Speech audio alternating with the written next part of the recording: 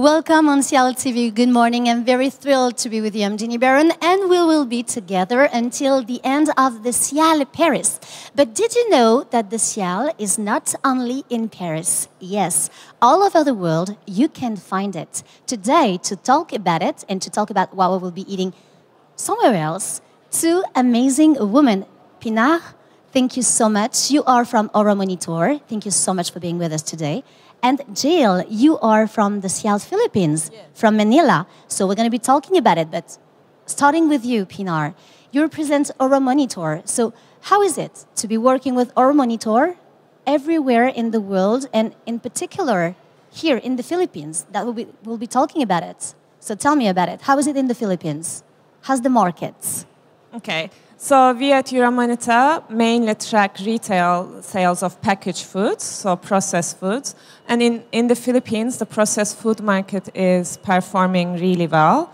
Right now, the retail sales are around 11 million US dollars, but they're growing quickly. And this is because of the rising middle class, which basically demand more branded products, foreign branded products, which are more expensive than local produce.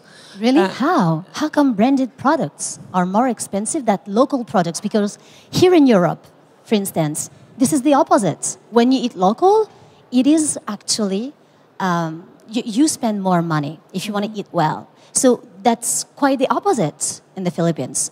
How can you explain it? Yeah. So the majority of the branded products are imported from abroad. Okay. So when you import products from abroad, you are subject to additional fees and stuff. And also the packaging, branding costs money. So that's why branded products are more expensive in the Philippines or in emerging markets in general than they would be in Europe or North America. There is something that is actually cute about your name. We talked about it right before. Pinar. Yeah. In your language, means water. Yes. It was your karma to be working on food. Yeah, you could say that, probably. Yeah, we could actually say that. So, Pinar, from your point of view, do you see this market growing very fast? Yesterday we talked about like the fact that in 2050, the population is going to be 9.7 billion inhabitants on Earth. So how about what we're going to be feeding them with in the Philippines? Yeah. I mean, it's interesting you ask that because Philippines has a really young population, so a lot of children. And obviously this means the population is going to grow larger even by 2020 or beyond 2020. So there's going to be an increasing demand for generally food or packaged food products, so which is going to increase the pressure on environment and resources for sure. Also. Yeah. Jill, you represent the SIAL Philippines. Yes. Okay, please, you can put it just right. The thing is, the SIAL Philippines is a baby. It's a new birth. You were born 3 years ago. Could you tell us about it? How come the SIAL went to the Philippines? Yeah, actually for SIAL Manila, it really started last 2014. I think the SIAL group saw the potential of the ASEAN region, particularly the Philippines. Because I think it's a booming market. You'd see a lot of, like what Pinar have mentioned, we are a very import-focused country. So a lot of partners that's joining SIAL would basically create business opportunities when they join the SIAL Manila event. Looking at the SIAL Paris here on live, it's huge. Is it the same in your country? For a developing show like us, we hope to be like SIAL Paris, which is already in the industry for 51 years already. So that's a challenge that we are trying to reach in the near future. What are the main differences between here in Paris and in Europe in general with the European market and the Philippine market? Actually, for the market segment, I think it's almost as similar because for Philippines, we are a very diverse market. We do meat, we do alcohol. There's not much restriction. So similar to the European market. What do people eat in the Philippines? What is the culture? Do you still have like fruits, vegetable, meats, beef, chicken? Actually, we are rich in seafoods, meat, fruits and vegetables. Then dairy. Dairy products is one of our strongest market as well. From your point of view, what do you expect from the Philippine population to grow or to show in the future and through the SIAL? I think through SIAL, we'll be able to feature new innovative products because one of the target of SIAL is basically the SIAL innovation. So it's basically we showcase the new and upcoming products that's basically would create interest for the public. Pinar, talking about innovation, from your point of view, from Euromonitor, what can you expect to grow in the Philippines and in Manila? What do you develop?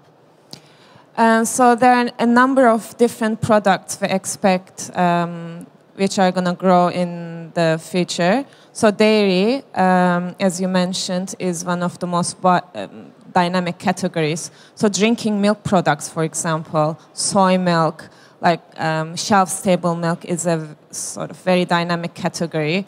And it is positioned quite differently in the Philippines as opposed to here, because manufacturers basically position milk as an energy drink. So something that office workers, for example, can drink to boost their energy instead of eating snacks or, having a Coke or a Red Bull. They'll have soy milk.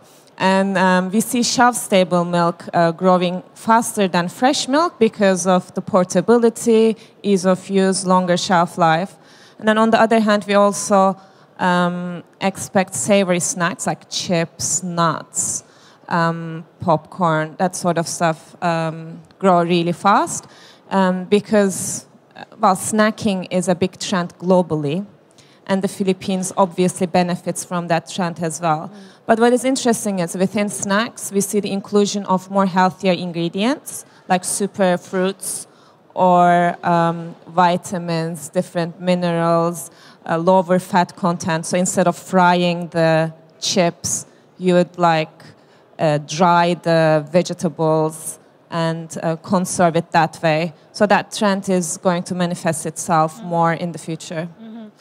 Here in Europe, we had the impression that organic food was like a tsunami, that we couldn't stop at all, I'm telling you. Did you see the same in the Philippines? Because what you just talked about, about the soy milk, about the superfruit, about the superfood, about the vitamins, it's like we want to be healthy. We want to live more, we want to be in good health. So is it one of the main questions right now that you've got in the Philippines, especially in the SIAL? Actually, for the Philippines, the organic segment is fast growing.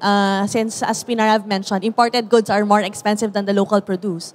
So right now, people are trying to grow their own food through organic farming. So I think that's a trend right now, and people are really into healthy living right now.